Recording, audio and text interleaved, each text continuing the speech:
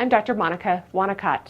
I'm a pediatrician, mom, and creator of PediatricAnswers.com. Today we're going to review how to care for your baby's umbilical cord. Caring for your baby's umbilical cord is a very basic aspect of your infant's care. However, it is something that causes a lot of anxiety in parents and a very common question that I receive.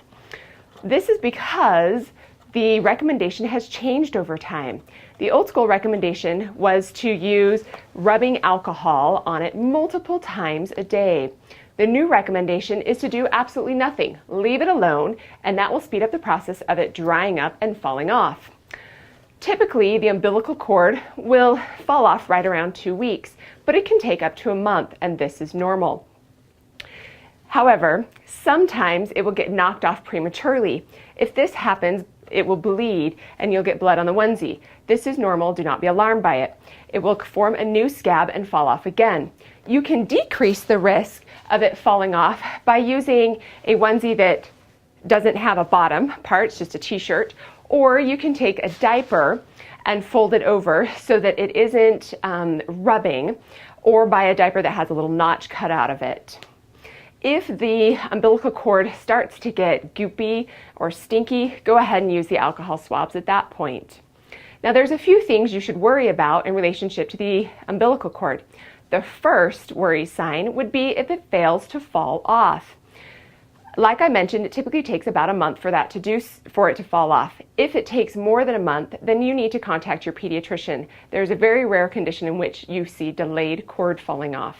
The second area of concern would be if there's redness that extends down onto your baby's abdomen. Consider that the cord is a direct connection to your infant's inside. If there's redness or it's hot to touch, that may be a sign of a more serious extensive infection.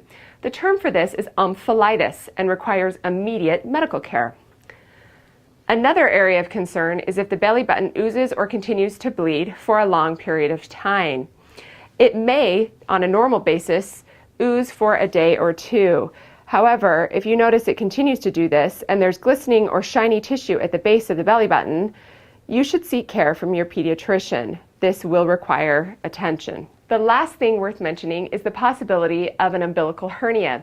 If your baby's belly button looks like a really big outie, chances are it's actually an umbilical hernia. They're very common, and over time, if you do nothing, most of them will close up on their own.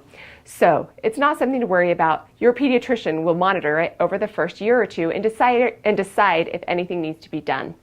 Those are the basics of taking care of your baby's umbilical cord. I'm Dr. Wanacott.